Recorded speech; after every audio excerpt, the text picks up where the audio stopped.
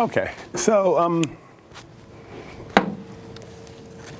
in addition to what's on the info sheet, let me just say that we're gonna discuss a lot of difficult issues here. You might say we have a series of hot button issues, from same-sex marriage, sexual intimacy, other rights related to parenthood or the parent-child relationships, intimate partners, race discrimination, sex discrimination, abortion, birth control, gender identity, the right to die.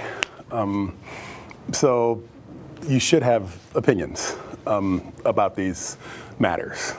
You should have already thought about these matters in terms of your own personal morality and views.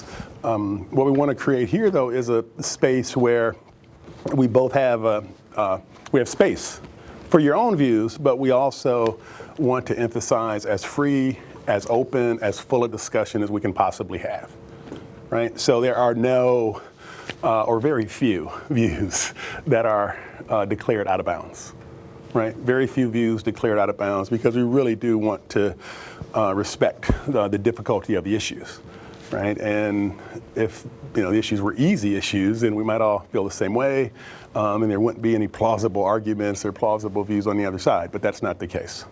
So we want to have as open a discussion as we can, also keeping in mind that the fact that that someone professes a certain view it's a view, right? Don't judge each other harshly, right? Our attitude should be one of open-mindedness and a willingness to embrace the wide variety of views that exist here and in the nation. Okay, so that's kind of big. Okay, in order to facilitate that discussion, I will often put you in roles, and we will do exercises in which the goal actually is for you to articulate views that, in fact, in your heart you might not believe or embrace, arguments that you might not want to make, and that's actually the purpose. Right, and that's part of being a good lawyer, is for you to develop a facility to make arguments, even if in fact those arguments are not consistent with or even contrary to what you believe personally, right? It's an important legal skill. And it's important for you to be able to make those arguments, because even if you're making an argument that you do really believe, you need to be able to anticipate what your opponent will argue, right? And what arguments your opponent might offer that might resonate with other people, right? Or resonate with courts or policymakers. So we're going to mix it up a lot, right? So if you want to be, in the safe spot of, always saying exactly what you believe and only what you believe and keeping ideas that you disagree with at a distance, this is not a good space for you, right? Because we want to embrace even the ideas that we think are antithetical to our own values, principles, even our morals, right? Which is not to say that morality is irrelevant, but we want to have an expansive conception of what we're doing. Okay, questions, thoughts about that?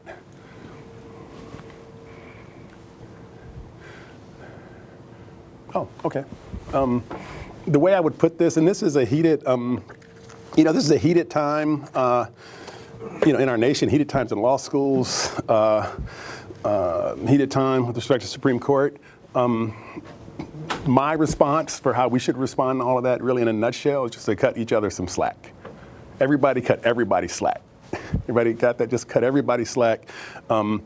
People will say things, they don't say it exactly right. I may say something, you think, oh, that's offensive. He suggested that, there's legitimate moral opposition against sodomy, right? Said, or, okay, I said that, right? I can say that, and, you can feel like, oh, you can bristle at that, but I want to articulate views that are out in the world. Right, so I'm not going to try to have a narrow take, but to try to have a broad take to sort of channel and bring into the classroom views that you might think are inimical to your worldview even, but that are out in our world, right, and need to be grappled with. Okay, and this is part of the reason we start with Dred Scott. Okay, before we get to Dred Scott, though, let's start with news of the day. So we're going to watch a couple of clips, just short versions of them. And the question here, this is going to be a clip from Judge Kavanaugh's opening statement. You might have heard that there's a vacancy on the Supreme Court. Okay. And the question here is two questions. So what is his model of judicial decision making with respect to the Constitution? Right? So we have this Constitution. We're focused on the 14th Amendment. And obviously people don't agree what it says. So the question is, in the midst of the disagreement, how do you figure out how to interpret it? Right? How do you figure out how to interpret it? Let me sort of flash forward a bit. Our focus throughout the course is going to be on the Due Process Clause and Equal Protection Clause. This question is especially pertinent to these provisions because, as you can see, each of them is only 2 words, hardly enough to decide any cases at all. We have dozens, hundreds of decisions speaking to the question, what does due process mean? What does equal protection mean? Right? In short, just to get us started, and we'll talk more about this, obviously due process refers to individual rights that people have, what the government shall not do. You might think it's just about procedure, but it's actually not in this case. And then equal protection is the Constitution's equality provision.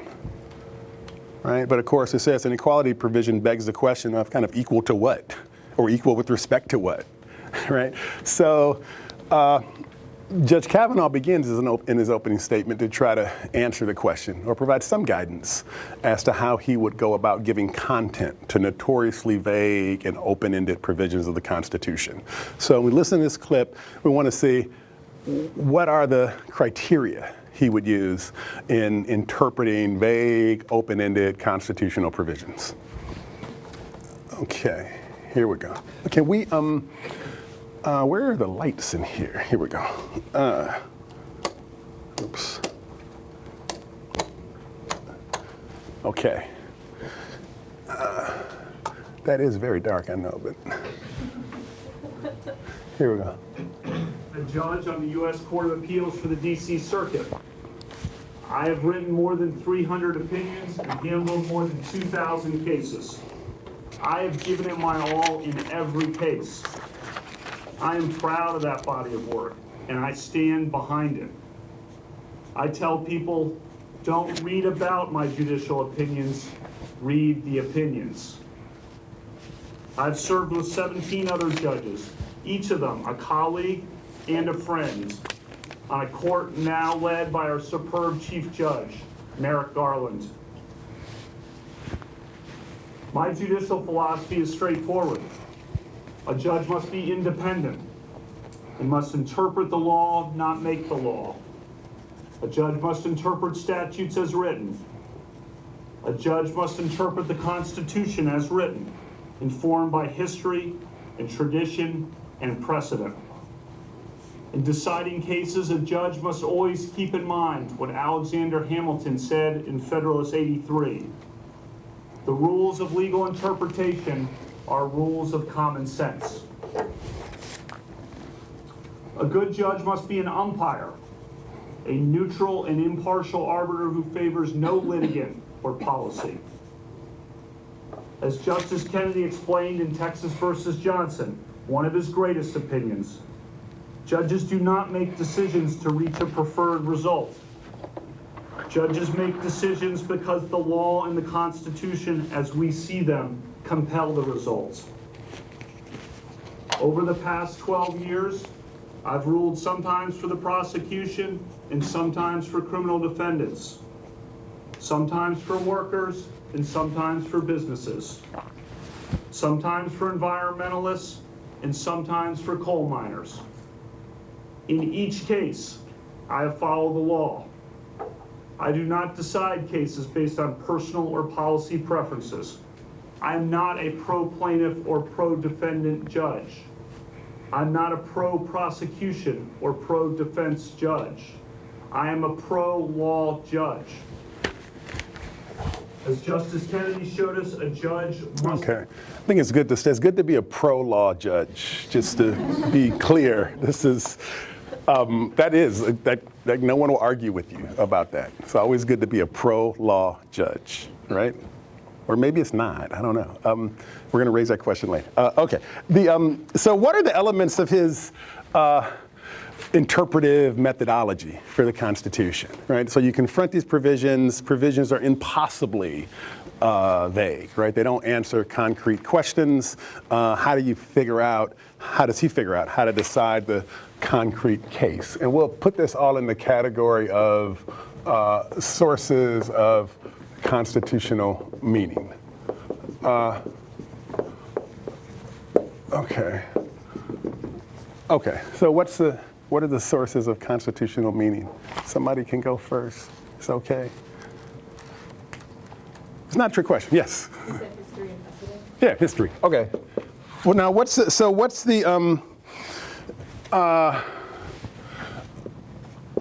the difference between history and precedent? Or are they the same thing? So What's it? in history, to mean history is the time the Constitution was adopted, and precedent is precedent interpreting the Constitution after the time the Constitution. Boom, perfect. Okay, so these are our court decisions that were decided, and this is the original meaning, or we might say the original intent even, of the Constitution, right? So history is, kind of like you strike a deal, you have a contract, here's our social contract, we form the contract, the meaning of the contract is established at the time it's formed, based on the intent of the parties, and everybody can see that meaning. Based on the intent of the parties, that's one approach. Another is precedent. Prior decisions of the court can be a basis for a court deciding what a court should do now. What else? What other source? Is that it? Let me give some else. Yes? You mentioned tradition. Tradition? And how is tradition different than precedent or history or original meaning?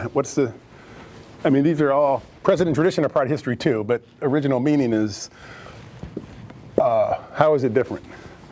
I'm not sure, but maybe tradition of American culture, like how American culture has interpreted the Constitution.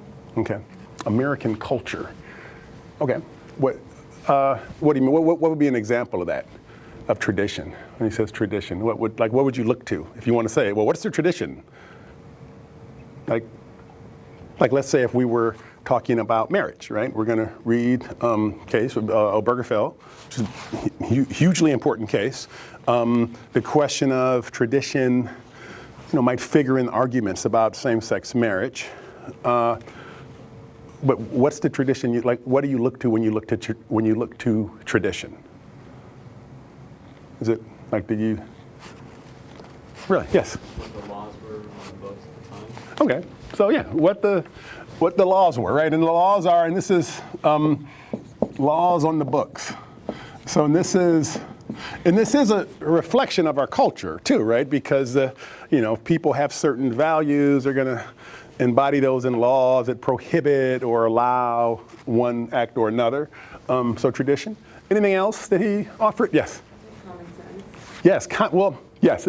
So now I wonder, is common sense, is that in the list, or is that all this stuff is? Is common sense are these examples of common sense, or is common sense one thing that he considers, and then he considers alternatives to common sense? Is that, how does that, really, what do you? I think it probably depends, and it's probably a mixture of both. Like sometimes his common sense differs from history, precedent, and tradition. Okay. And it's common to him, or sometimes it's the same thing as history, precedent, and tradition. Okay. So I'm going to put it over here for now because I'm not okay. But and then you might say we start here by thinking of kind of if you were training a judge, or if you were in training for a judge, right? Or actually, you can train a judge. You'd be a Stanford Law School grad. You can train a judge, right? So if you're putting together a training program for a judge, and a judge says, "How do I make decisions about constitutional provisions?" Then you're going to say, "Okay, here are the places where you look. Here are the criteria. Here are the rationales that you're going to rely on. Here's where you should go to find the answers." You're going to go to the original meaning, Judge Kavanaugh says, or to precedent in terms of court decisions, or to tradition, laws that are on the books that have social practices embedded with them. And then are we also going to tell the judge to do what you think is common sense? Or are we going to say that these things are, or that it's common sense to do these things? So I'm going to push you. I'm not going to let you settle with the, well, it's actually both. Right? That's the old law school move. Well, it's both. It's both. It's this and that. It's like, well, actually, is it more one or more the other? So are these examples of common sense? When he says common sense of judging, this is common sense for a judge to do these things. Are these examples of common sense, or is common sense, or are they, it's common sense number 4 down here. So which is to say these are not common sense. Yeah, go ahead. I think it's separated. Okay. I don't think it's necessary. I think it's like filling in the holes that are left by 1 through 3. Right, okay. So common sense kind of, I think that's probably what he means. Right? Common sense is over here, and he kind of says, these things together, a judge who has common sense will look to these sources of meaning. Right? A judge with common sense will follow this map of decision making, or this pattern of decision making. Okay, anything else? What else did anything else did we mention? Yes, or did we miss? Text of the Constitution. Yes, boom, and that was actually the first thing he said. He snuck that in at the very beginning. He said, the text as written, right? So you start with this thing that's written down. Not all, does every country have a written constitution even? Or no, no, who doesn't have a written constitution? England. Yeah, we had to get out of, I'm sorry, are you from England? No. Okay, good, okay. That's weird. Okay, England does not have a written constitution. You don't have to have a written constitution, but we do. We do have a written constitution. So he says, well, maybe we should look at the text. That's the starting point. This is his he says, as written, right? So, those are some good ones. Anything, I think that's what we got, right? And he says that if you follow these approaches, you will not make the law, you will interpret the law, right? You don't make the rules, you apply the rules. He says that you will be an umpire. And this is kind of the stock reference now. I don't know if any of you remember Justice Roberts' confirmation, which seems like yesterday, and he's exactly the same analogy. Being a judge is like being an umpire. I call the balls, I call the strikes. He didn't mention the strike zone differs for different players, but this is a whole nother matter, right? Which I didn't realize, right? But if you're, depending on how you stand, what is the definition of strike? Anyone know in baseball? Are there rules about strike zone? Yeah. I'm not a baseball guy, but I think it's chest and knees. Yeah, it's kind of chest and knees, right? So if I'm down like this, and if somebody's short, then it's a very small strike zone. If you're big, it's a different strike zone. So strike zone difference. But he says he wants to be an umpire.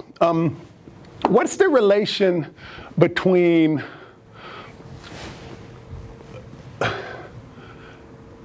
I'll just state this. So these sources of meaning, right? This is his guidebook for how to decide cases, right? He seems pretty clear that this, number 1 here leads to number 2, right? That if he sticks to this script, right, or this playbook, that he will be acting as an umpire. Right? And the idea of the umpire is important because it suggests a certain notion of neutrality. Right? He's not the coach on the team. He's not the player trying to get the team to win. He's not even the league commissioner who wants to get the most fans, right? He's just the umpire, the ref on the field. The ref on the field who calls the balls and the strikes, or what's a catch, what's not. And what are the ways in which an umpire in which a judge as umpire has to be neutral. Neutral with respect to what? Right? If someone says I'm neutral, you say, well, neutral how? So I'm neutral. Well, neutral how? Yes. You said a lot about being neutral with respect to the party. You said he's ruled for Fourteenth Amendment, Constitution, just for long example. Right. So that's defense versus the plaintiff, or government versus private party. Right? Okay, so parties, how else could he be neutral? With respect to what? What other? Yes? Like the policy outcome? Yes, outcome. Okay. So, so you decide, okay, what's that saying? You just, let justice be done, know the heavens fall, right? You decide cases, you don't worry about the outcome. Is that right? So you decide the case within the courtroom, and you're not worried about what's going to happen afterward. That's his, is that okay? Everybody, is that, let me just, should judges be neutral about that? About outcomes? In other words, if you have evidence that your clerk, you're the judge, and your clerk brings you evidence that, if you decide the case this way, X, Y, and Z are going to happen out in the world. If your clerk brings you that evidence, you say, oh, no, that's not relevant? Or do you say, oh, I'm glad you told me that. Let me reconsider. He didn't talk anything up here about outcomes. So it does imply that he would not consider the outcomes. Because the moment you start to consider the outcomes, that maybe is violating some version of neutrality. Okay, let me just add a couple more. We could put, in addition to these other types of neutrality, we could put, it should be neutral as to the, political or partisanship. You should obviously be neutral, right? You can't decide cases for Democrats differently than for Republicans. Ideology, which is going to relate to partisanship. He thinks you should be neutral with respect to that. So let's look at this. I have one more clip about neutrality. And this is an umpire. And I have mixed feelings when I play this. So last year, we have a number of tennis players. We have tennis players in the room? So, no tennis players? Oh my gosh, okay. We have a lot of tennis players on the faculty. Some of us actually go to the US Open occasionally. We were not there this year. There was a little controversy there regarding an umpire, as you know. So let's look at that. And the question here is, what would it mean for this umpire to be neutral, right? What should they consider? What should they not consider? In other words, what things might they consider that would violate neutrality?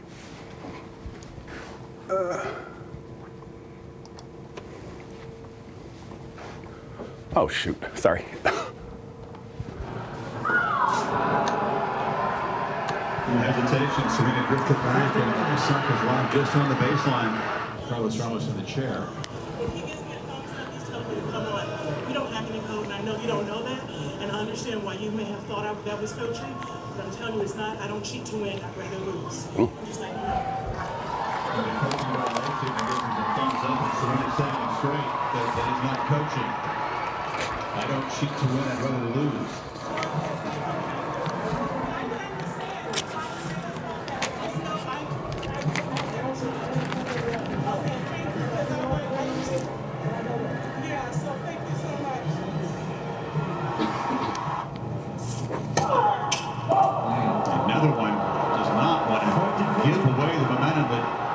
So hard to win in the first place. I was just going to say she's serving better this set, and then she had two double faults. Great back point for Osaka.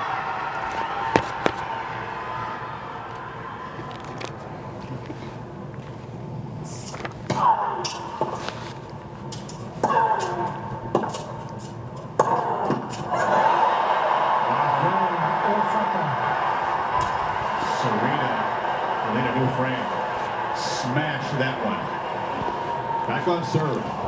Williams leads 3-2. Second set, Osaka, by 1 set to love.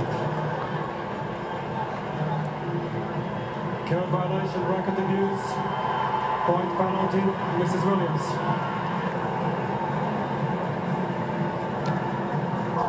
After Serena aced, double fault, backhand error, and took it out of the frame.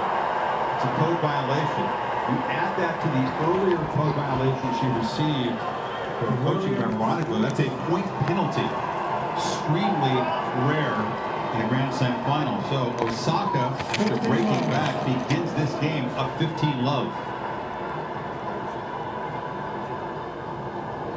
Did not see that coming. And now Serena's confused by the score being called out. Unbelievable. Every time I play here, I'm wrong. What? Yeah, that's a warning.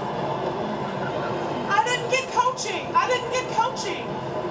I didn't get coaching. You need to make an announcement that I didn't get coaching. I don't cheat. I didn't get coaching. How can you say that? You owe me an apology. You owe me an apology. I have never cheated in my life. I have a daughter and I stand what's right for her and I've never cheated. And you owe me an apology.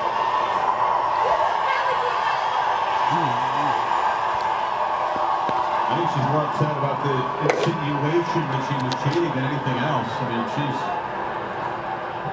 strongly stood against that, and that's much more important to her than the 15-love for Osaka.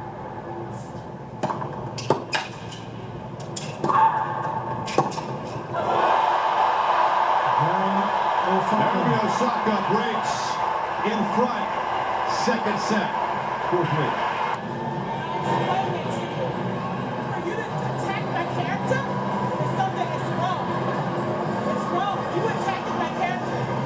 Yes, you are. You owe me an apology. You will never, ever, ever be on another court of mine as long as you live. You are the liar.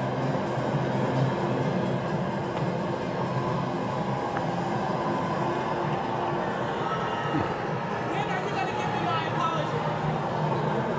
You owe me an apology. Say it. Say you're sorry. Well, then don't talk to me. Don't talk to me.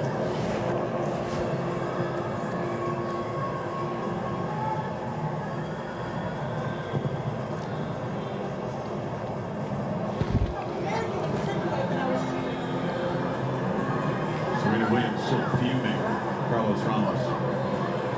She's demanding an apology from him for the insinuation that she had cheated, that there was coaching going on. Again, in any player, they're going to bear the blame when it's the person in the player box who is actually accused of something. Serena was watching her coach give her a hand signal. Get down. Wow. Game penalty.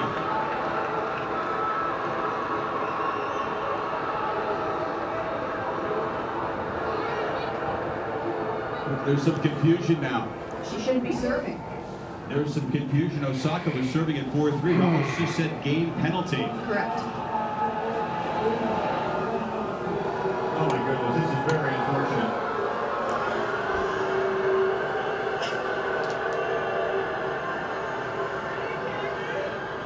Are you kidding me? That's like Okay, so you might have heard about this, maybe. Okay, and there's no right answer here. And this is true for a lot of the questions we'll raise over the next many weeks, right? These are hard issues, legitimate arguments on all sides. I love tennis. I was at the U.S. Open last year. I love Serena Williams. I have a friend who was there this year who's actually a linesman. He wasn't at this match, but he did other matches there on the center court. We got into a big argument about this issue, which centered on this question of what would it mean for the umpire to be neutral? How do we know when the umpire is being neutral? Right? So I checked the book here just to fill you all in case somehow you missed this. There is a rule book. Within that rule book that applies to the U.S. Open, there are many violations that a player can commit. 3 of those violations were from the stands. So your coach can be in the stands, but you cannot be coached during the course of your match, right?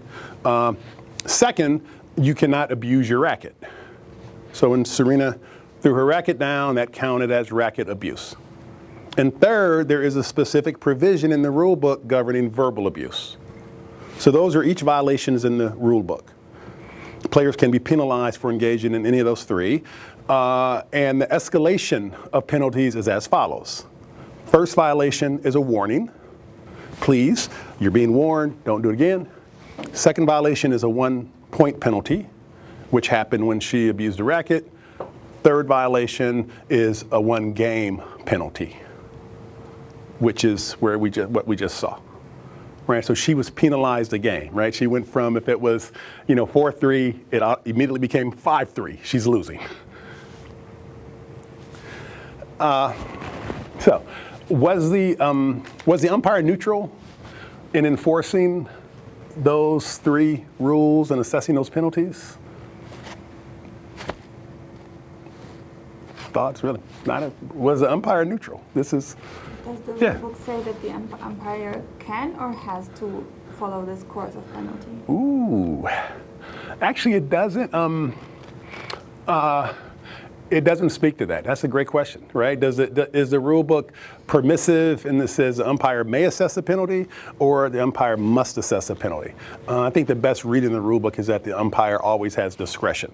It talks in terms of an umpire choosing to assess a penalty based on this infraction, right? And the umpire, even after the third violation, the umpire can choose to default the player as well. But it's not mandatory. The umpire can choose to do that. So the umpire can choose. Was the umpire neutral? Yes. You have to ask, what is coaching? What is verbal abuse? Is Yep. there precedence in that field? I mean, Yep. if he's totally away from coaching as it comes up, where there's an actual direction of some sort of thing.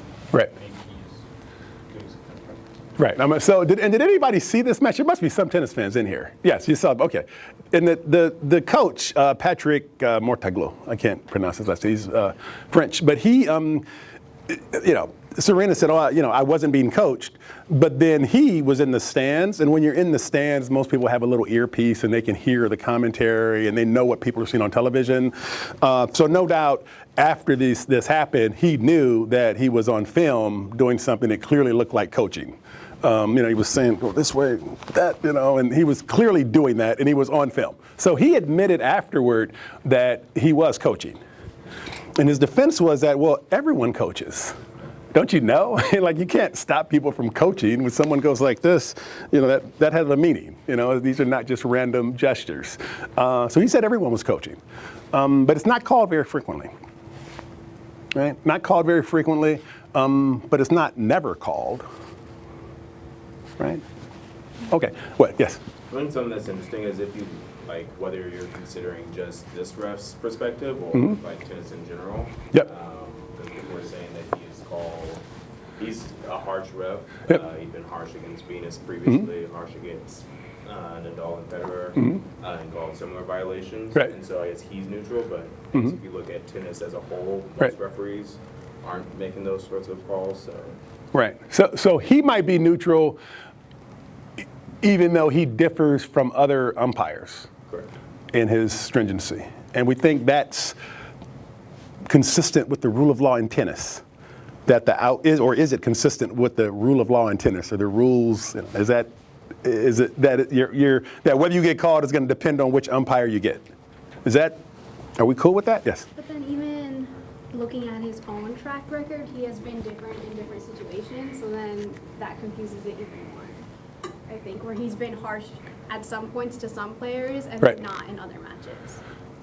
Okay. And what are you gleaning from that? Is that just random variation or? Yeah, I think if you're going to compare him to tennis overall, you can't even get that far because you can't even compare him to himself because he's not consistent in all matches. Okay. So he might not be non-neutral, but he might be arbitrary. Or he might be arbitrary in some way, you think. Okay. How about this? So this was the thing that was striking about this, that this was in the final, this was the women's final of the U.S. Open. Serena Williams, generally regarded as the greatest women's player of all time. This was in the second set. She lost the first set.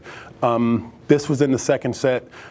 This would be the first Grand Slam that she's won after returning from having a child and raising that child in the Bay Area, by the way, but having a child.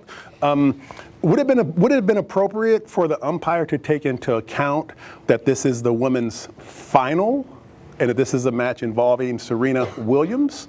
Would that have been okay to do that, or would that have been non-neutral? It would have definitely been non-neutral. It would have been non-neutral. Yeah. Okay, so you think the umpire, to be neutral, you called the match in the final no differently than you would call it in the first round or in the qualifying rounds, right? People have to play qualifying rounds even to get into the main tournament.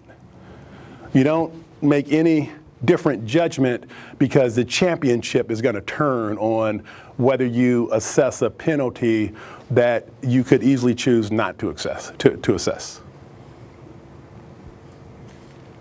Everybody good with that? No one agrees. Somebody must disagree with that, right? Yes. I think that it's a nice standard to try to hold, but in sports especially, it's not one that happens. And so decisions, maybe not based on Serena, her history and coming back from her child, Right. but the fact that it's a final, Right. and you could assess a game penalty Right. that's discretionary, Right. is something that you should take into account. So if you're, you should. Okay, because at first you were describing what happens, that people do take the context into account, and then you ended by saying people should take the context into account. I think for something like that, where it's the argument Right. being the assessed penalty, Right. for argument, and the fact that it was a game penalty at that point, Right. and the final, Right. should be taken into account. Okay, so you would call the match, you would not assess that maybe, or you would consider things differently if it's a final than if it's a qualifying match. First round of a qualifying match with no name players. That you would not. Okay. Yes. Probably take into like same factors, but like you Speak probably a little louder. like the level of precision for assessing like the penalty Right. is probably higher at like final match, but compared to the other matches. So you think the rules should shift for penalties depending on the match? Not shift necessarily, but like the level of precision or the level of You need more proof, maybe. yeah. Proof. Okay, so you need more evidence so that's the standard is changing then, you'd say. Okay, well, more evidence. You need more evidence to justify the decision. Okay, so then this is a issue. You want to jump in? Okay. Do you also? How many people? That's want to take the temperature. How many people think the umpire should make the call as if he were blind to the fact that this is the women's championship, center court, U.S. Open, and should call it the same way he would if it were? Early round match, or even the same way he would if he were at Stanford at the Bank of the West match, what used to be the Bank of the West tournament here, right? And it's just some local tournament. No difference in penalty assessment. How many people think there should be no difference in penalty assessment based on the context? Wow, okay. And how many people think there should be a difference in penalty assessment based on the context? Okay. So you all are in the minority. Okay. So so a majority of people here then seem to agree with Judge Kavanaugh, in a sense, right? Which is that you should decide the case based on these elements, but the question of like what's going to happen afterward, what the context is, what this means for people, what the consequences will be of the ruling, that's not part of your calculus, right? That's the issue here, is should that be part of the calculus? Okay, so let's move on to Dred Scott. This question of whether to consider outcomes, what's going to happen, context, huge issue, is going to pervade the entire course. Okay, yes. Just one comment on that. So I do think that there's an outcome element to thinking that you should not let the moment kind of decide how you interpret a rule. So you're a fan of small market sports teams that never make it to an actual big stage. And when they do, you probably want things judged as neutrally as you can. Right. Whereas if you're a fan of Chicago Bulls in the 1990s or something like that, then Right. Michael Jordan can do whatever he wants in the finals, and it doesn't really have much. I was with you for a minute there, but okay. You've lost me now. Yeah, no, I guess You've lost. Okay. Serena will play and has played in many tournaments. Whereas I feel like if you're kind of one person who maybe is there, for that single instant, or that single event, and maybe you do want it to be called neutrally, or more biased. And maybe that does have kind of an outcome element to it. Right. But this raises, there are two different ideas of neutrality here, right? One is to be neutral as between Serena and the other player. Yeah. And I think I think that umpire should be neutral as between Serena and the other player, right? I mean, you can't favor her because she's the favorite, right? And you feel like she should win. But then there's this other question of neutrality as between championship versus qualifying match. And do you treat those differently? Right, and in basketball, right, the question would be, 3 seconds left. There is a foul committed. Team is losing by 1. Does the ref call that foul with 3 seconds left, given that the ref certainly would have called the foul if it were in the first quarter? Do you have the same rule at the end of the game or not? And in fact, they don't. Just a FYI, they don't. Okay. Yes. So I would say that outcomes should definitely be considered, but they should be considered on a neutral basis. So you should consider outcomes in the tennis example, in the qualifying round as well as in the final, but not just consider them in the final and not or less in the beginning. Yeah.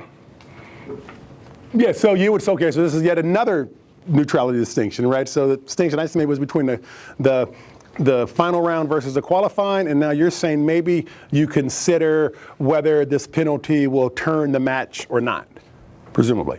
And if it's a penalty, if it's match point and a penalty that might turn the entire match, maybe you're less inclined to make the call there than if it's a penalty just in the ordinary course of the match that doesn't seem to obviously be outcome determinative. Yep, so lots of different conceptions of neutrality. Right, so we keep on lots of different conceptions of neutrality, and the big question is, which one do we think the judge should try to embody, right? Or the umpire should try to embody. Okay, so let's go. So Dred Scott. Okay, I did not. There's somebody. I don't know if this is a trick or not. Okay. So Dred Scott. So you all might have. Actually, let me put it here. You might have read Dred Scott before, encountered Dred. I assume you encountered Dred Scott at some point. Dred Scott is one of the most famous cases in all of American history. Many of the cases we're going to read are canonical cases. Dred Scott is not one of the canonical cases. Dred Scott is viewed as the anti-canonical case, right? It's the anti-canon. This is like the dark side of constitutional law. So if you're ever up for a judgeship and someone says, what do you think of Dred Scott? The correct answer is always wrongly decided, right? Disavow it, right? This is not the case you want to embrace. Right, but we read it, right, and we start with it because Dred Scott really does embody pivotal questions that relate to the 14th Amendment. What is slavery? What is freedom? What counts as good constitutional decision making? What are the sources a judge should look to in deciding constitutional cases? All those are in Dred Scott. So let's just stipulate that Dred Scott, it was a bad deal. The whole thing, right? It was a bad deal. Right, I say this as a, as a person whose ancestors were very much affected by this case. Right, this is a bad deal. But then the question is, where exactly did the case go wrong? Like, what's the source of the problem precisely? Right, what's the source of the badness of Dred Scott? That's what we want to figure out. And there different possibilities, right? It could be that the court applied the wrong method, right? That they didn't stick with the playlist here. It could be that they applied the right method but the wrong way, right? It could be that they applied the right method the right way and just that we had this bigger problem in the Constitution, and the Constitution itself was the problem, right? So those are just three cuts on it. Okay, so So Dred Scott was decided before the Civil War, obviously before the 14th Amendment, before the Reconstruction Amendments. It was a freedom suit filed on behalf of Dred Scott and his family. So it's Dred Scott, his wife, and his children, who are actually all part of the case. And it's told mostly, though, through the lens of Dred Scott, of his experience. He traveled, he was in Missouri, which is a slave state, and he went from Missouri, he went to Illinois. Illinois was a free state, no slavery, and then they went to a territory, which was, at the time, where slavery was prohibited, the Louisiana Territory, where Congress had prohibited slavery as part of the Missouri Compromise in 1820. And then they went back, to Missouri. This case is actually the culmination of a number of suits that Dred Scott filed. He was actually a fairly skilled man, right? Some slaves were able to develop skills over time, and they were rented out by their slave masters, and they were, people who were literate even, some. So Dred Scott files this suit with the help of an abolitionist group. This is the culmination of many suits that he filed. He files this suit for freedom. His argument is that he was made free by his time in Illinois, right, which is a free state, or also that he was made free by his time in the Louisiana Territory, where Congress had prohibited slavery at the time that he was there. So, and he loses.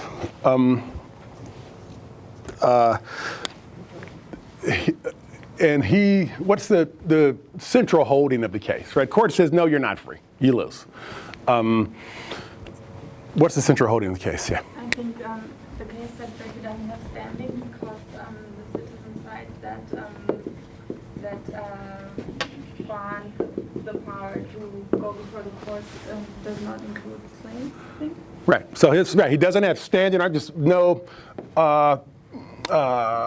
Put standing. The court has no jurisdiction because what was the basis for the jurisdictional claim? So this is in federal court, right? A lot of these suits, of course, would be filed in state courts because slavery was a state institution, right? It existed under state law. So most freedom suits would proceed in state court. You'd file suit and say, because of X, Y, and Z, I deserve to be free. But this was in federal court. So how is he getting into federal court? Yes? Diversity jurisdiction? I'm sorry, you said, I just didn't hear you. Oh, diversity. Oh, diversity, yes, diversity jurisdiction, yes. So diversity. And for diversity, and everyone in is taking civil procedure. So there was diversity jurisdiction alleged. Court says, for diversity jurisdiction, you need to be, what? Citizens of 2 different states. Okay. And the owner by this time, the nominal owner was in New York. And there's a complicated story where he was, his owner, who's referred to in here, had transferred him, and then the man who owned him died, and then the man's widow moved to New York, and then she married an abolitionist, and so they were actually in New York. So we have New York and we have Missouri. Seems like a perfect setup for diversity jurisdiction, but the court says no. Right, and why does the court why does the court say? What if? Well, the court says no. What's the basis for that finding that Scott could not be a citizen in Missouri? What would be the yes? Because he's a black individual, he's not a citizen of any state. He's not a citizen of any state. He's essentially not a citizen. Okay, so what if he, so Missouri, you'd say, he had lost in the Missouri courts previously, in the Missouri state court, right? So you might imagine that in Missouri, they would say, well, you're just not a citizen of Missouri, so there's no diversity of citizenship. But what if he had moved to Illinois? What if he'd filed a suit when he was in Illinois, and it was in federal court? Would he have been a citizen then? If Yes. He can be a citizen of a state, but he wasn't intended to be included in the political community of the entire United States. So he can be a citizen of a state without being a citizen of the United States. Okay. So does that mean there'd be diversity jurisdiction if he filed in Illinois or no? No. No. Okay. You can sound more certain. Yeah. Or you can sound less certain. You can be like, I don't know. It could be. So Mr. Right. So the court says that he was, even if he was a citizen of Illinois, say, right? This was the court. Even if he was a citizen of Illinois, that would somehow be insufficient to make him a citizen of the United States for whom diversity jurisdiction exists, for whom the federal courts are established, basically, right? And then the question is, how does he know? How does Taney know that Dred Scott could not be a citizen of the United States able to invoke diversity jurisdiction? Where does he, like, how does he figure that out? Where does he look to? Which method does he rely on here? There's a lot of talk about history, but what specific? Yes? Well, there's definitely a part where he invokes the Constitution. Well, this is constitutional, yes, okay. That's good. So it says that we think that that black people are not citizens and they are not included and were not intended to be included under the word citizens in the Constitution. So it's just a straight up sort of textualist interpretation. Okay, so, and this is, so let's say, so this is going to be Taney's methodology here. And you said this is a matter of the text? That he, or? I guess there's a little bit going on. Well, just to say, well, I don't know. So where does the text say, and you all have had the structure, right? Structural column. So where does the text say that black people cannot be citizens of the United States? Come on, help me out. Yes, where is it? Or is it? Yes. I thought it was more that they were just the Constitution protects the slave trade, so it's not so much technical. Okay. But they're treating them as property, so implying that they're not citizens. Okay. So the text doesn't say anything about black citizenship directly, but it. Okay. So the but is it, and what's the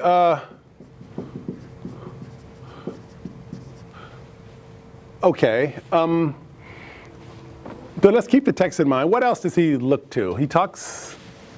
What else? Did you want to supplement the textual text answer? Well, it's just that he's looking at the historical context in Yes. which the text of the Constitution was written, right? Yes. Okay. So is he looking at? Is it tradition? Is it precedent? Is it original meaning? Which is he going with? Those are all species of. They're all backward looking. You're looking at history. Is he looking at history in order to find what? Is he trying to find the original meaning? Is he trying to look at precedent, or is he trying to look at traditions? Yes. Original meaning. Original meaning. And what's the evidence of that? How do you know that he's an original meaning sort of person? He looks back at the time of the 13 colonies. He looks at what the framers must have thought. Yep. And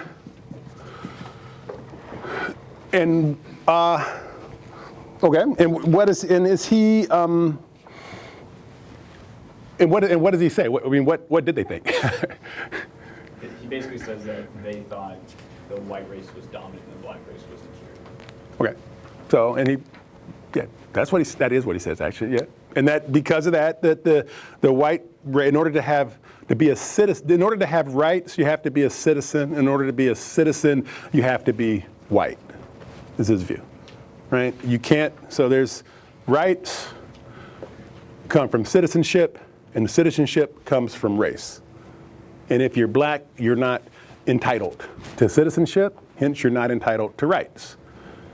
And even if they didn't say as much in the text of the Constitution, he says this is what everyone understood this Constitution to mean. The political community was not a community that included black people.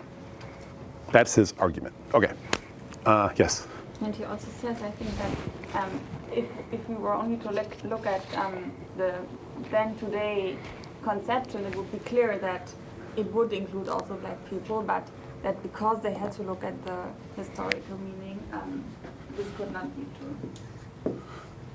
Okay, so he would say, what do you mean the then today conception? Which? So that if you would only look at what was for him today, it would be clear for everyone that also black people would be included. Right. But because the historical meaning was so important, it could not. Okay, so here the question is, so when we talk about tradition, that's reflected in laws, right? So it turned out, I think this is where, hope we're resonating here. So when the Constitution was established, how many colonies had slaves? Had slavery? Was it 13 colonies? How many had slavery? Just 13, yes, that's an easy question. 13. There's 13 colonies, 13 had slavery. New York State, Pennsylvania, what else? New Jersey? I don't like New Jersey. All those places. They all had slaves. Right? Slavery existed in all the 13 colonies. Over time, states abolished slavery. Some of those states even gave rights to African Americans. Some of those states treated African Americans the same as a matter of formal law, as whites. Right? So this would be a reflection of our tradition changing. Right? We might have started thinking that these people are not part of the political community, but then times change. And this is before the Civil War, by 1850, abolitionist sentiment was strong. It was very strong. This is the problem at the heart of Dred Scott was this fight over the territories. Right? You have these new territories that are going to open up. People are going to go settle those territories. Slave holders want to take their slaves to the territories, obviously.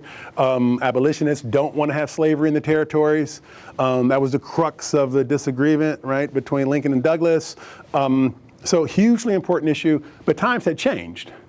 But for Chief Justice, that change doesn't matter. Right? The tradition and the new laws that are on the books is less important, or that's trumped by the fact that when we started this deal, when we formed this political compact, these were not people who were included. Right? So that's the logic of his reason. Is that a question? Yeah. Oh, okay. Question? Okay. What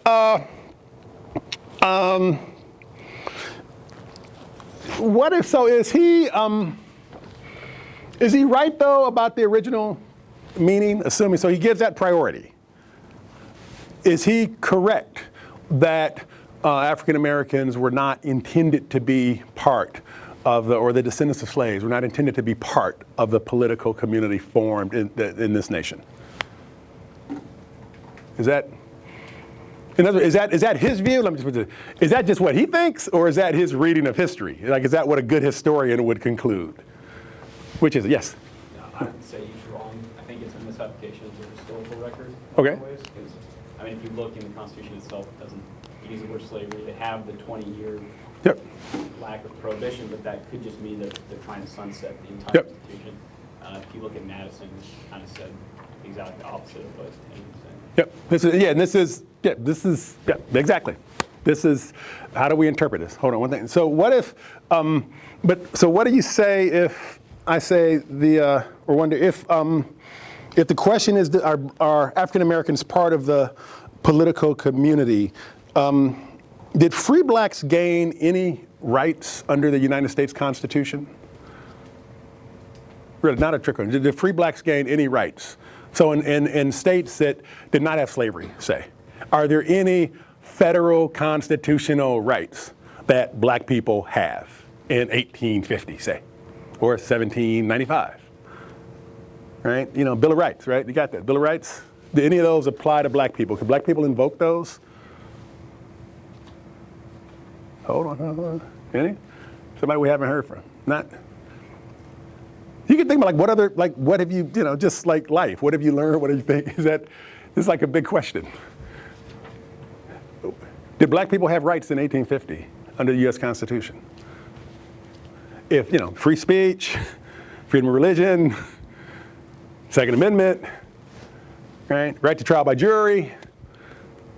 Could black, or they could, I don't know, is that yes or no? Yes? Oh, well, I just was nodding because we discussed in the First Amendment how they always have the right to petition the government under the First Amendment. So I'm saying that it's on First Amendment rights at 18. Okay, so if a state said, we recognize the right to petition the government, but we don't recognize that black people have a right to travel, and we don't recognize that black people have a right to free speech, and we don't recognize that black people have a right to form groups and congregate in the way we think the First Amendment would protect, and we don't recognize that they have a right to have guns either. If a state said that, we have these rights, but we're actually not going to extend them to black people. Do the black people have a claim generally?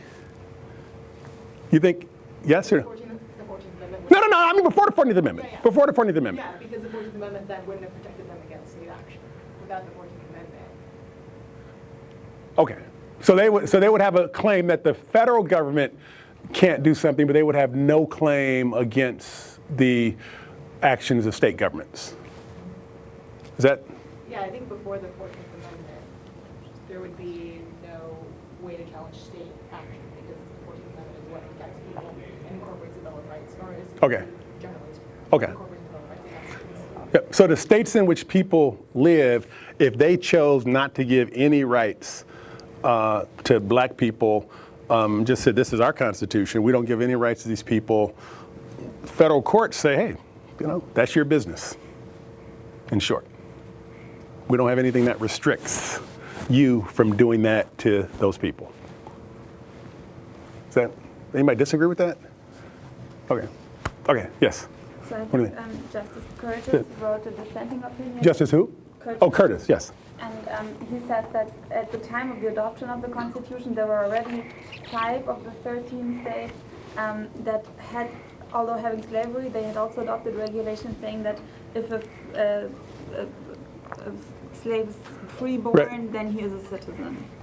So he Right. uses that argument to contradict the opinion of the court, saying that the Constitution was not foreign to the conception that African Americans could be citizens under Right. certain Okay. conditions. So does the fact that states had, and this is going into the question of where to look, does the fact that states may have passed laws that would allow African Americans to be citizens, does that shed light on how we should interpret the U.S. Constitution? Well, you think it does. Yes, but so does the fact that states had laws granting rights to African Americans, does that shed light on how we should interpret the U.S. Constitution? In other words, if Justice Curtis can say, hey, we have a lot of examples of states granting rights to African Americans, it was a really common thing. Could Justice Taney say, well, so what? We're not talking about state law. We're not talking about state constitutions. We're talking about the U.S. Constitution. Hold on, I got you. Your opinion is that's the view. And I want to. Could Taney just say, so what? Or would he have to say, yeah, you're right. If all these states recognize rights on the part of African Americans, we have to recognize the rights under the U.S. Constitution as well. No, somebody? Yes? It seems like it could bear on either the history or tradition. I mean, Yep. so maybe indirectly, but I think Right. directly that, yeah, you could just discount it. Yeah, so it might fit in here, right? But for Taney, he's going with the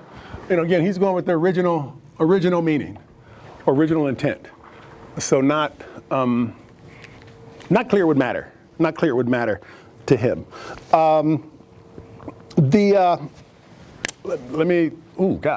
me be sure we get the holdings out here. So this is the central holding of the case. No jurisdiction because Dred Scott is not a citizen.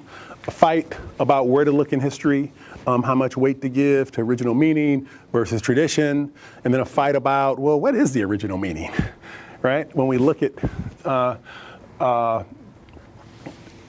Constitution. And then the second holding is, and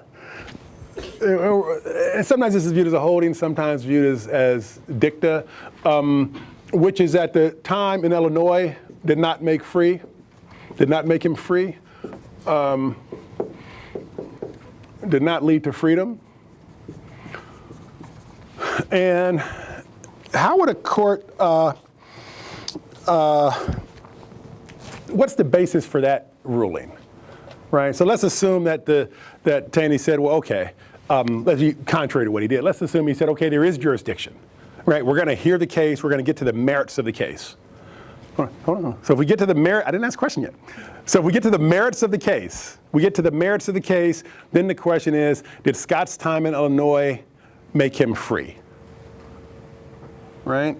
And usually, I mean, this is a matter of property under the law at the time. Property is a matter of state law.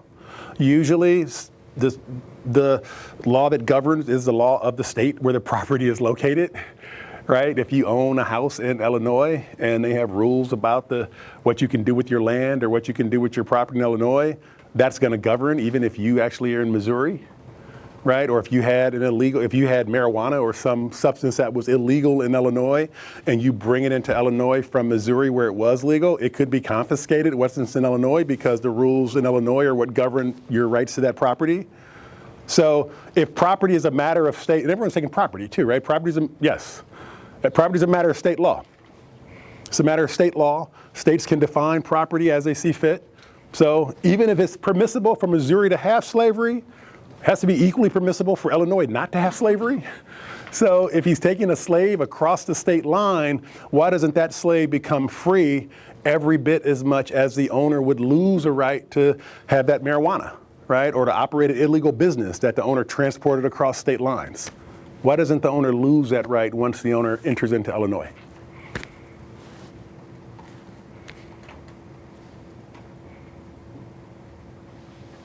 Should the owner lose that right when the owner enters into Illinois? Right? In other words, how is slavery alike or not like other forms of property? Right? Which feels weird to say that, but this is the law at the time, right? Right? This is a property relationship. So, and this was part of the controversy, right? Which is that the slave owners in the South, in the territories, they said, Northern people get to take all their property to the territories, basically. They have mules and horses and, they can take it all to the territories and they can settle the territory and they can live as they want. But us, you're discriminating against us. Our main form of property, you're actually not allowing us to take to these territories. Right? That was the fight. They said, you're not going to really allow us to settle the area if you don't allow us to keep our property. So why should the Illinois law not govern in Illinois?